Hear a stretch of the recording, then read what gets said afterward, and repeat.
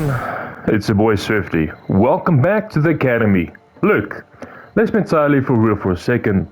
Our massive 58-minute Incarnon Genesis masterclass absolutely exploded last week. The analytics completely shattered the ceiling, and it's all thanks to you guys locking in and appreciating the real system combat analysis over copy and pasted internet configurations. But alongside those views came a massive wave of requests. My good friend GhostSum1326 dropped a comment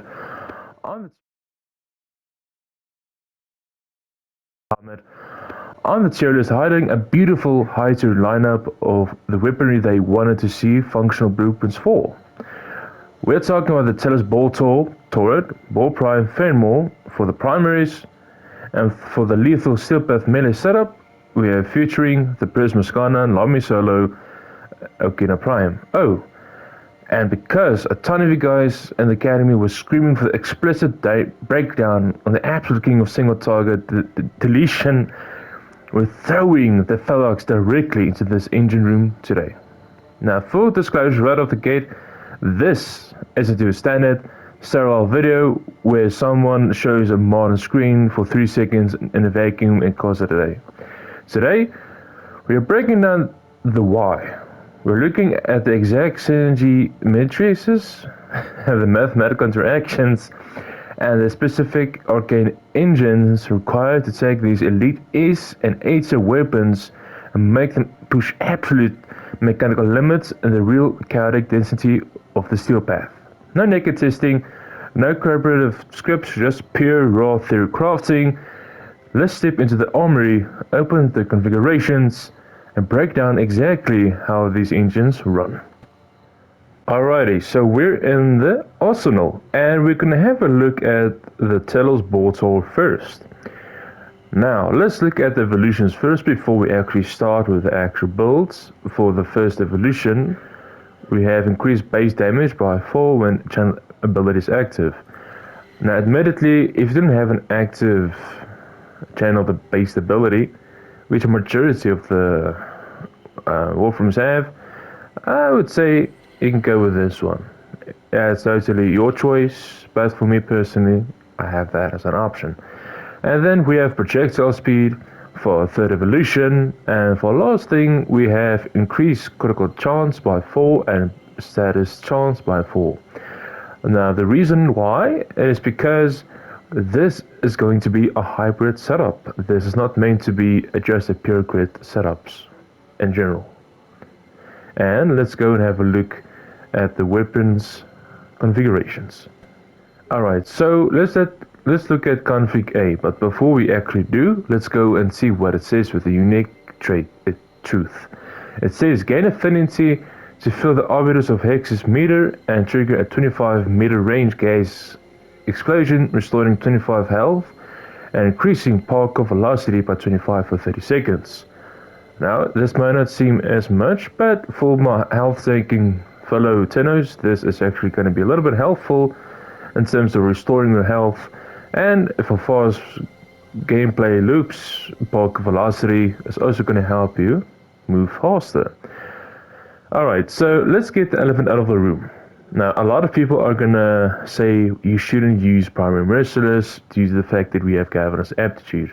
I'm gonna debunk that simply because we have to have multiple elements to go over the threshold of cavernous aptitude to actually match up with primary merciless. And then finally, primary merciless gives us reload speed, which is going to help us activate our Incarnon form faster, but this is a personal preference. You are welcome to use any primary arcane across all of the configurations for all of the weapons that I'm going to discuss. You can have anything, but this is more of a personal choice simply because I aim and shoot at the first thing that I see, which isn't necessarily going to be a head. It's going to be mostly body shots, and that's completely fine. But enough about that. Let's look at the main build, shall we? So, as you can see on the screen, we have slash, corrosive heat, and puncture and impact. Now it's IPS, And if you're wondering, how does this work? This is a status build. Not just a status build, it's a hybrid build. We have rifle elementals here primarily for what? What exactly does this thing do? It essentially double dips with your elements of slash, heat, electricity, toxin, blast, and gas. Yes, folks, slash, heat, and gas is going to be our main status damage. And it's going to give us a little bit of punch through. And if you're curious to know what is punch through, well, if you shoot one enemy, you will hit multiple enemies behind that instance of one enemy, if that makes sense. And then we have our usuals, nothing fancy. We have crit damage, crit chance, all things good. This is a solid build. And then if you have to go and have a look at the second build, which is going to be a viral slash build. Admittedly, this build is not meant to do a bunch of damage right off the bat. It's meant to do slash. So if you know a thing or two about me, personally, I love damage over time setups. And this is a damage over time setup. So here it is. Viral. Because viral is very nice. And if you're curious to know what does viral do, it gives you 325% multiple. Like, it just allows you to do a bunch of damage towards any enemy that has health in the game, which is basically every enemy. Some might be a little bit dense when it comes to that element, but this is a general good setup for if you want to go level cap disruption. This is your boy. And then we have a blast setup. Now this, admittedly, on its own merit, is not going to be as great, but it's going to be good in terms of certain synergies like Xata's Whisper. And since we're proccing technically gas and blast, we're going to benefit from Rough Elementalist as well. Next up, we have the Torid. Now, a lot of people have a lot of builds. A lot of people have ways of modding the Torid. A lot of people would prefer using primary equity over galvanized chamber or whatever the case might be. So that alone is a personal preference. The setups that I'm going to show you today is going to be hybrid setups, so keep that in mind. This is not going to be a pure damaging build or whatever have you. But without further ado, let's look at the evolutions. So for the first evolution, it says increased damage, base damage by 51 and increased multi-shot on the last shot in the magazine. Then we have projectile speed, and then we have Savarus Edge. Again, crit chance and status, because we are going for a hybrid setup. And without further ado, let's go and have a look at the actual configurations. Alright, so same thing as before with Telos Boltor. It's going to be all up to you. You can decide if you want to go just for pure crits, but this is a hybrid setup. Same thing is going to be applied towards the arcane for the for the excellent slot. It's going to be your choice. The reason why we have veteran supplies is because it's going to increase our crit tiers, and we really have projectile speed from the evolutions. So having to have another evolution, and another projectile speed, is not going to be strictly needed. That's a personal choice, as I've said. When it comes to modding some of these weapons, some of the choices are going to be personal choice. So again, as I've stated many times before, this is a corrosive heat setup, like a pure DPS setup with some fire in the background actually dealing the damage. And yes, we have rough elementalists for the heat. And if you're curious to know or wonder why don't I have heat as the main target, simply because why? Because rough elementalist basically kind of double dips it. So if you take 80 times 2 is like 160 against 200, and then if you pair it out for something with war, it triple dips. So it's an 81.9. If you want to do the math real quick, you will realize that it is, let me just check real quick, 243. But you can basically, it's like 250 if you want to run it up like again. So in short, it's going to be more than the corrosive. But as I've said, there are many ways to approach this. This is my pure DPS setup for basically anything and everything. Secondly, we have a gas and magnetic setup. Oh boy, this build is just fantastic. This is a build for basically anything and everything as well. The only difference is maybe that this is maybe a build for infested and corpus units, but in short, it does a lot of damage. We are benefiting from gas and we're benefiting from slash because of Rifle Elementalist. So that's how it works. Nothing too difficult to understand. Again, we're going to benefit from Rifle Elementalist because of gas and slash. And then we have our beloved Stastusi build. Now, I have made a video about this topic before, so I know what I'm talking about when I say this. This, ladies and gentlemen, is arguably one of the best configurations that you can ever make for a very high hitting primary debilitate setup. This primary debilitate setup can go level cap, hands down. I know it for a fact because I've made multiple videos about this topic before, where I've taken weapons that not a lot of people thought is possible to take to level cap with, and I've proven them wrong time and time again. Essentially, I'm not gonna go too much in detail when it comes to this, but I will link a video in the description for those that are curious to know how primary debilitate works, because I've seen multiple content creators make the mistake of when approaching this arcade.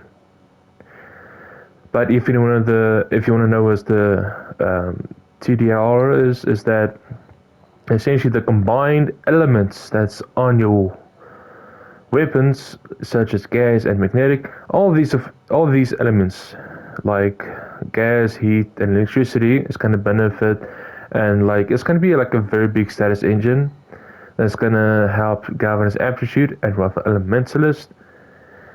And we have Searing Contagion here. Why? Because we have a little bit of ground control due to magnetic. Because if you didn't know how magnetic works, or how you can get magnetic, is if you combine cold and electricity. And we have slash as well. So it's a bunch of things. I'm not going to go too much in detail, but know that this setup is purely for heavy steel bath level cap stuff. But it's not needed. Not a lot of people like DOTs, I know that. So this is not a DOT build. This is a pure status build.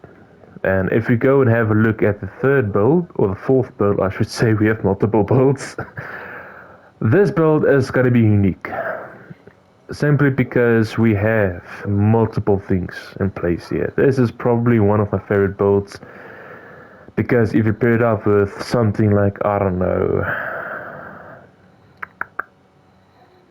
Xata's Whisper, Synergy, just saying, you're going to see funny stuff. Essentially what's going to happen is the blast is going to double dip because of how Xata's Whisper works and interacts with blast. And we have a bunch of crit damage.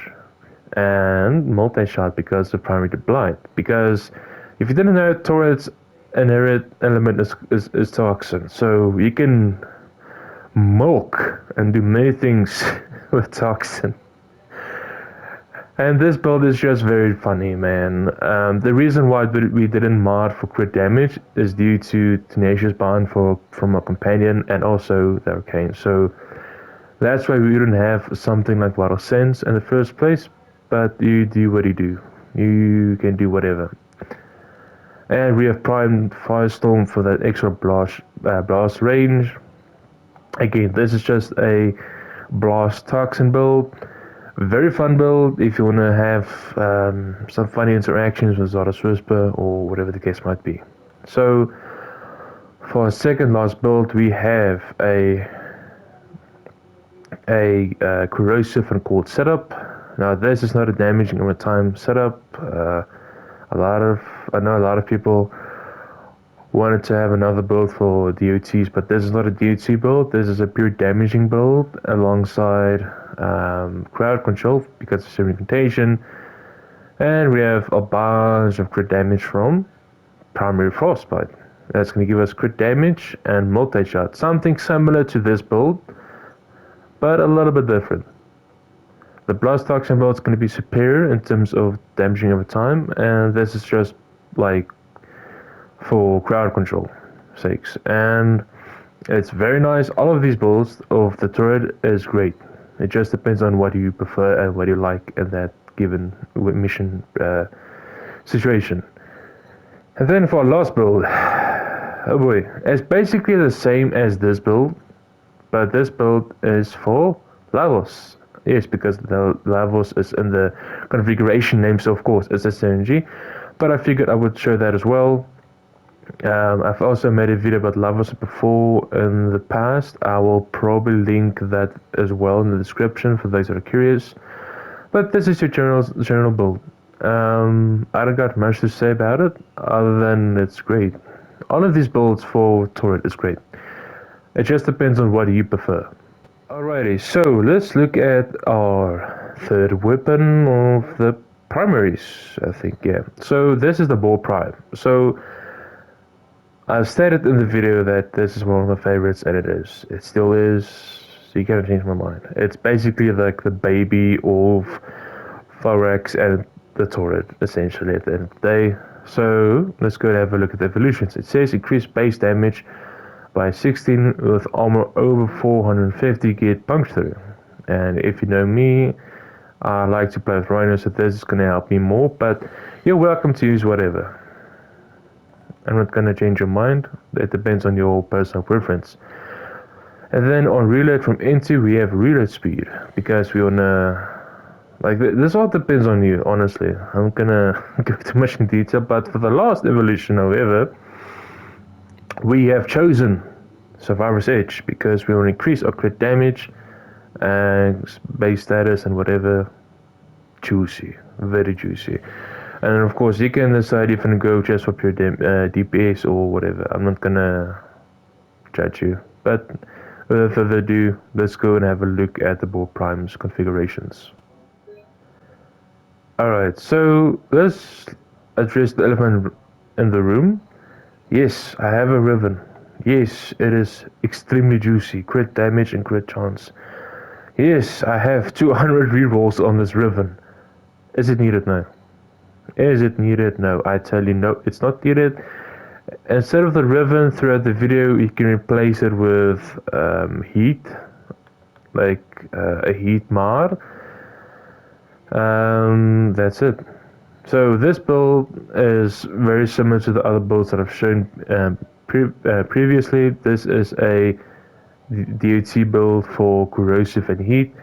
Now yes, you'll see there's no heat on screen, but once you activate Incarnon, there's going to be heat. And yes, 46 times 2 is like 80, 90 something, and then times 3 because of roar, it's going to quadruple dip. No, not quadruple, triple dip, I mean. And then, yeah, then the status weighting doesn't matter all that much. And yeah, that's it. We have also slash puncture and impact, mostly impact, then slash, then puncture last. But in short, this is a very nice build. I love it to pieces. And then if you go and have a look at configuration B, it's the same as I've said many times, is this is a primary debilitate setup. Yes. If you want to know how it works, we have an Incarnon form, because this is where the thing shines the most. This is not a build for the primary showcase, it's for the Incarnon form. So we have gas and magnetic, and the base elements that you can use for primary debilitate, and we have some munitions for that juicy slash and DOT. Shivering Contagion is just here as a means to crowd control enemies. Is it needed? No. I'm telling you straight off the bat, no, it's not needed. And then for third configurations, we have a slash, not a slash, a gas and magnetic build. Same thing as before. This is more so to make it more interesting and not as boring and basic, but you do you can choose whatever. I'm not gonna tell you what not to use, but if you wanna know what you can replace the ribbon mod with, you can just replace it with any heat mod. I'm not gonna sugarcoat it. You can use either Scattering Inferno, that'll give you extra status chance, which is gonna be a little bit better than, and then we have Incinerated Coat. It all depends on you. As I've said, it depends on you, what you have at your disposal. If it came down to me personally, I would have just used the normal Incinerated Code instead of the 6061 because the 6061 is expensive and Incinerating Code is like cheap. You can get it easy. See, this is the Boar Prime. Alrighty, so we're gonna have a look at the OG of all Incarnons, the Fhenmor. Now, for this, we're gonna be straight off the bat. This is not a crit build whatsoever because of the evolutions. So across all of the builds for my Fhenmor, it's not gonna be a crits at all. So for the first thing, we have projectile speed, and then we have magazine capacity, and then we have negative critical chance and plus 20 status chance, and then for our last evolution it says 50 chance to deal 2000 damage on non-critical hits. It's insane. And if you pair this up with Xata's Whisper, it gets even more insane. I'm not going to go too much in detail, but know that the Fhenmor can still compete with today's Incarnates. And let's go and look at the configurations. Alrighty, so we're gonna have a look at the first configuration. Now, before you say something, yes, I know. Why have primary merciless when you have Suration? Due to the evolution. But admittedly, you can change this to whatever. You can choose whatever. You can choose Deadhead, you can choose Primary Crux to give you even more status chance and ammo efficiency. That all depends on you. I'm not going to sugarcoat it. That's your own flexibility. And what do you prefer the most? We have no crit mods, no crit chance at all. Like, it feels weird. Admittedly, it will look weird. Like, why doesn't this dude have crit chance and crit damage? Like, what is this dude doing? Okay. It all depends on you. So if you want to increase the overall damage, I would probably say replace Vigilant Ornaments, because Vigilant Ornaments, yes, it gives you multi-shot, but also increases your crit chance. And we don't have crit chance. That's going to kill our whole idea of it. And then you can go and choose Primary Crux. You'll probably be better off with Primary Crux, to be honest, since this is a status / pure DPS setup with no crits. So I would probably say you can do that, whatever. I'm not gonna judge. And yeah, this is the first configuration. And here's the unique trait. It's basically just telling you how the Incarnon form works, but everyone knows by this point. And now we're gonna have a look at this monstrosity. Now we're gonna do Theorycrafting 1-on-1 right here and the live audit. So what is the first thing that we see that is a huge mistake? That is not needed.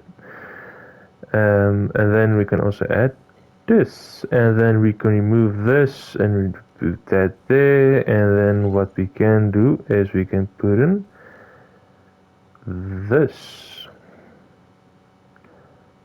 Ta-da! Like I'm making it very seamless, but you can also remove Prime Shred. That just gives you extra fire rate, and then you can put in hunter munitions.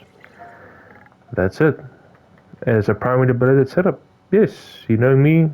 It works beautifully. Now, yeah, this might be a little bit of a waste if you think about it, the hunter munitions part. So because you're not going to crit as much, so you could argue and say, but that's not going to be very useful, and you're correct. It's not going to be useful. So you do you. And then if we go and have a look at the blast setup, Well, it's just a blast setup. as I've said, you can change whatever. There's no harm done here. You can decide if you want to have whatever. I'm not going to sugarcoat it. Like, there are many ways to approach this. There isn't just a way or one way. There are many ways. And I like it. There are many ways to approach the Phenmor due to that one perk. And if you want to know why and how this setup works for Blast, I will showcase a little bit of gameplay, because I know looking at screen, listening to me yapping is not very entertaining, so I'm going to do that for those that want dopamine hits within this video. Alrighty, we are busy with our last primary on the list. It's the Felarx. Yes, the one weapon that I've challenged many people with that is stronger than the Torid. And yes, I stand by it. Simply because it can basically one hit tap everything and anything. So for first evolution perk, we have negative weapon recoil, then we have reload toggles weapon between blah blah blah, punch through, and we have negative crit chance, obviously, and then we have that evolution, same as the Fhenmor. And there are many ways to approach this weapon, but let's go and have a look at the configurations. Alrighty, so we're busy with the configuration A. I will go to the others, but okay, so yes, I have a ribbon. Let's address that firstly. Yes, it's a juicy ribbon. Come on, you know me, it's all about the juiciness. But admittedly, no, you don't have to use a ribbon. You can use whatever. I'm not going to sugarcoat it. You can use something like Second Fury to give you reload speed and punch through. I know Shotgun Vendetta is expensive. I have it here simply because of the fact that I can have it. It's not needed. You can use Primary Crux, whatever. I'm not going to sugarcoat it. And this is the build. And not a lot of people use the Incarnon form of it, and I don't blame them, but it's completely fine. I'm not gonna go much into detail about it, but this is the build, my main build. This is my Blast magnetic build, kind of similar to this. I would probably argue and say that you're better off using a 60-60 mod, because you're gonna have reload speed from Shotgun Vendetta, so kind of useless if you think about it. And this is the build.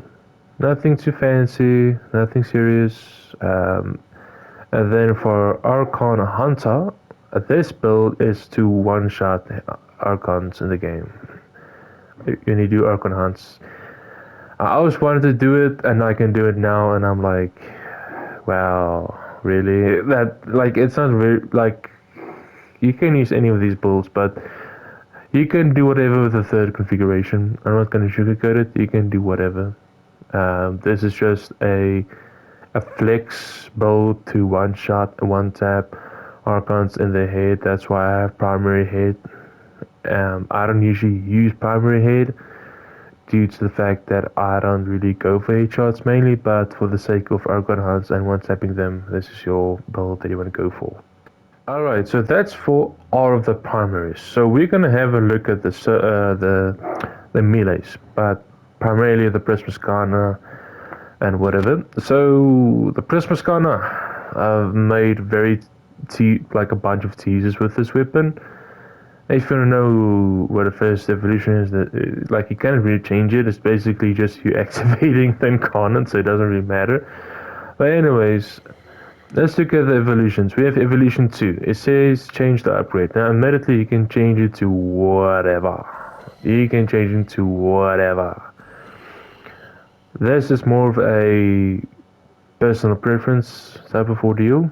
If you go and have a look at the third evolution, we have range, because why we have range is due to the fact that it can help us build up combo to do more damage and reach more enemies.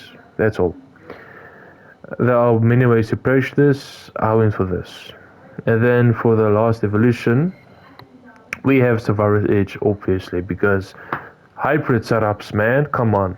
Very underrated. If you don't know how to mod for a thing, hybrid setups are going to be your baby. okay? You can never go wrong with a hybrid setup. I'm telling you right there.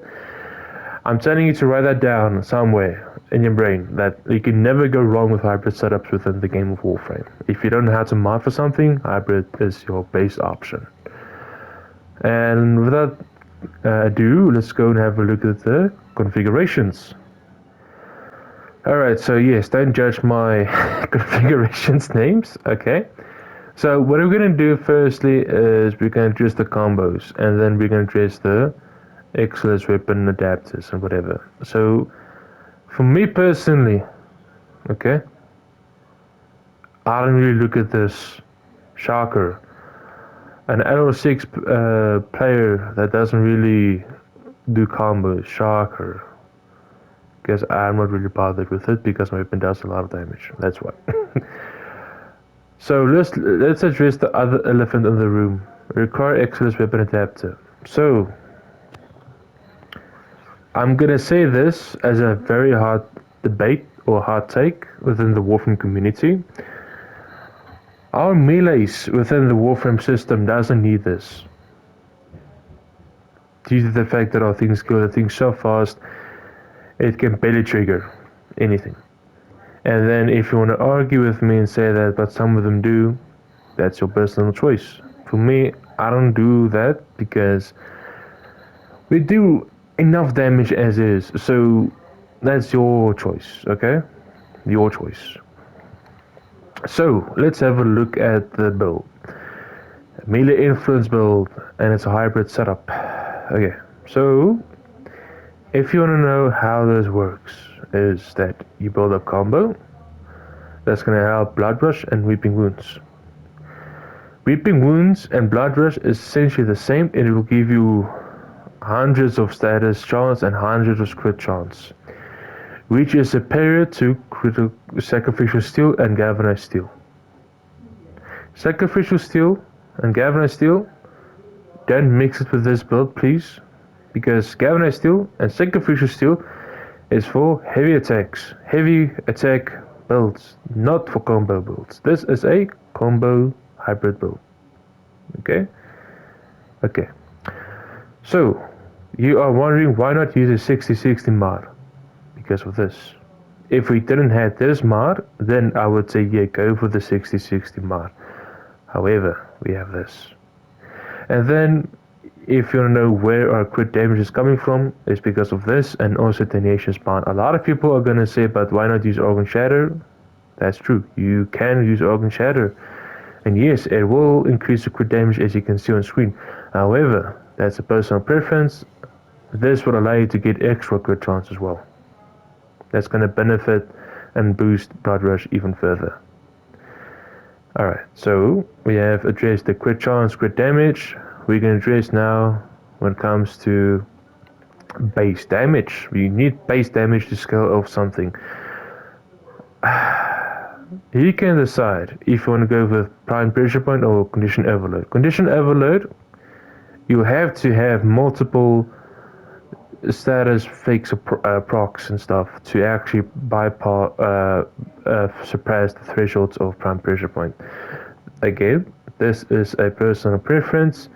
For me personally, I would rather have something that's consistent and sustainable, so I'm in Prime Pressure Point, and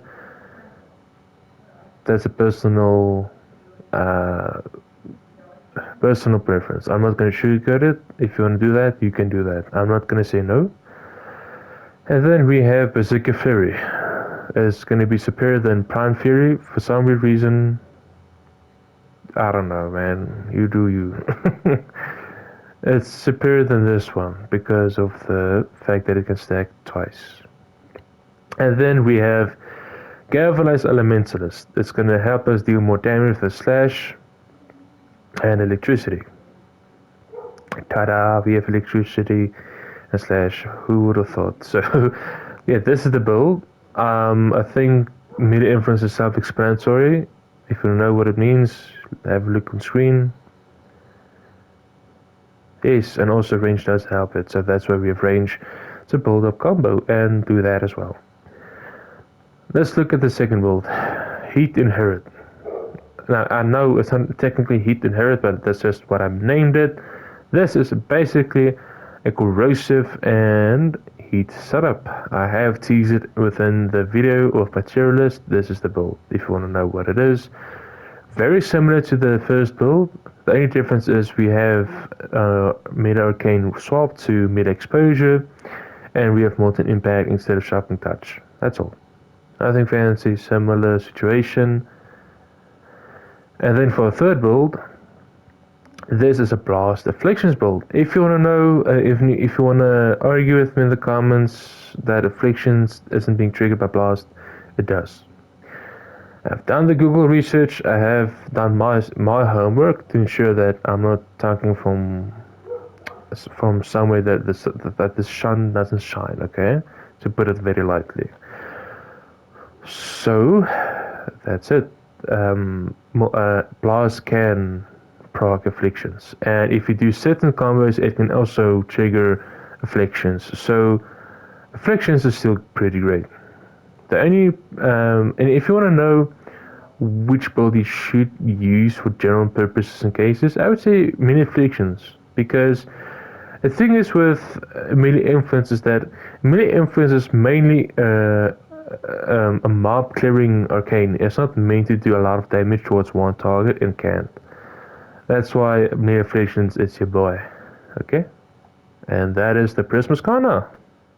Alright, so let's look at the Nami solo. Okay.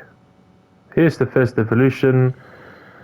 We have this attack speed and increase the base damage.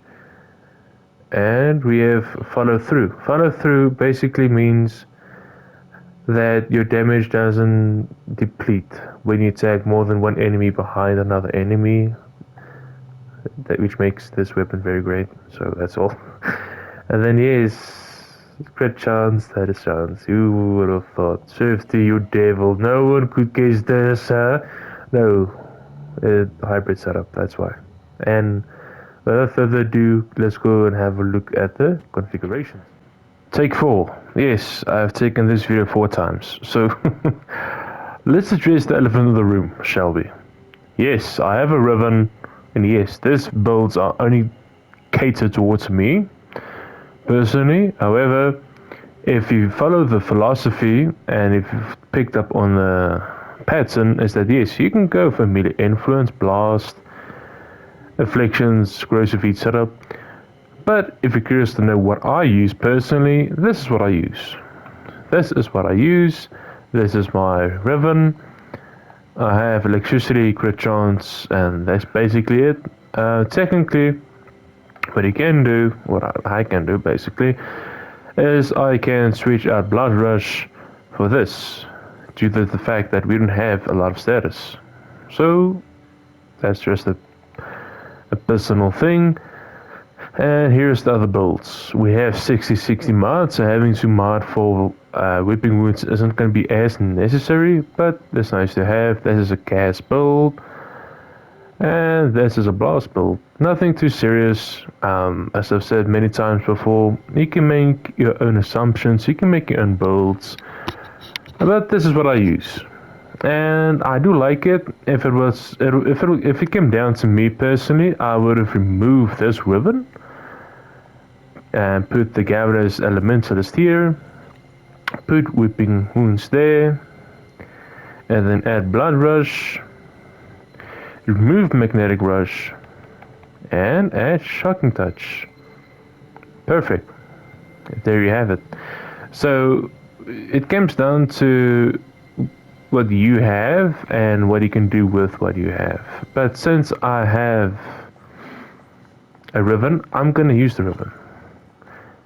And not a lot of people have Rivens, and Rivens can be expensive, I know that, so this is what I use. Nothing too fancy, just plain simple mechanical philosophies. Alrighty folks, we're busy with our very last melee for the list. And this is gonna be let's just have a look at the evolutions. I'm not gonna say anything else. Let's look at the evolutions. This is the first evolution, synergist Purity, increase base damage on criticals, blah blah blah. Very juicy. Range. And who would have thought? Honestly, who would have thought Swifty would have done this, huh? No, I'm just kidding. Yes, very similar format. I have my way of building some things, and it's going to be very similar. And without further ado, let's go and have a look at the configurations. Alright, so let's look at the Okina Prime. So, very similar to what I've stated in other previous builds and everything. You will notice there's going to be a pattern essentially when it comes to me. I'm very simple. I'm a very simple man. I don't like overcomplicating things unnecessarily. So, this is basically what I'm using. Basic melee influence build. This is a melee exposure corrosive build and a blast afflictions build. Now again, you can use whatever, and I'm having no problems with the Okina. And yeah, as I've stated many times, go look at the combos, look at what each of them do, and use to your own discrepancy. Very easy. And the same thing can be applied towards the Excel slot when it comes to all of the melees. I'm really a big fan of those things, simply because of the fact that we do a lot of damage already, so having to have that, it's not really needed. Not really needed whatsoever. So I've decided to make like an unscripted basic gameplay, whatever, of me using the Felarx with Manova. And yes, Manova has Xata's Whisper. And we're gonna have some fun. Oh, you see the synergy that's happening on screen, huh? Yes, we're exploding them like popcorn. This is arguably one of my favorite builds / synergies when it comes to Incarnons.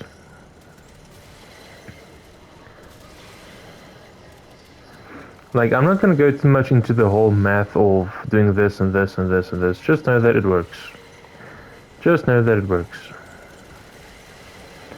If you want to do more research around this whole topic of how it works exactly, you can go Google it and look at it on the wiki, Warframe wiki.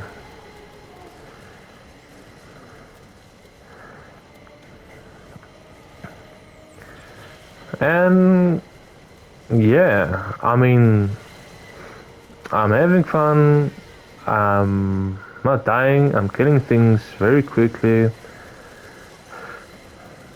with my Felarx, and you can use the Incarnon, non-Incarnon, whatever.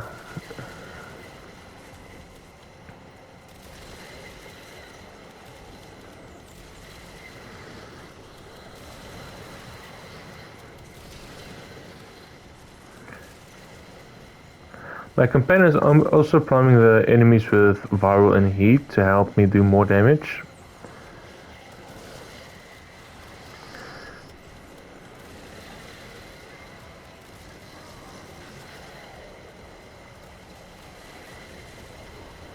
And as you can see, we have no issues.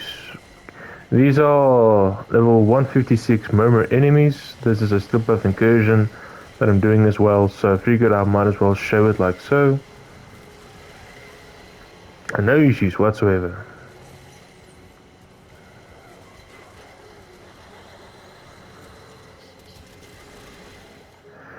And there you have it, legends.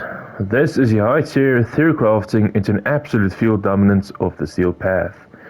When you stop treating weapons like isolated statistics and start building them integrated into your Warframe's broader combat loop, options like the Torid, Boltor, and the Okina Prime cease just to be fun choices. They become absolute weapons of mass destruction. Big shout out to COSAM 1326 for setting the curriculum for today's lecture, and to everyone who has that explicit Felarx breakdown as well. And this is a welcome to everyone and anyone who wants to see specific weapons or breakdowns from that video that will be linked into the description if you want to go and have a look at it. have a look at it. I challenge you to go have a look at it and tell me which one caught the eye the most, and I will make a video of it. I want to make a video for you guys, not for myself. For you guys. And if this video helped you understand the underlying math and mechanical logic behind your build options today, smash that like button, subscribe, and join the academy. And drop a comment down letting me know which weapon in the engine we need to audit next week. The comments are officially open. The school doors are unlocked. I'll see you all in the next masterclass. Peace out, everyone. Stay safe, stay optimized, and I'll catch you on the flip side. A peace.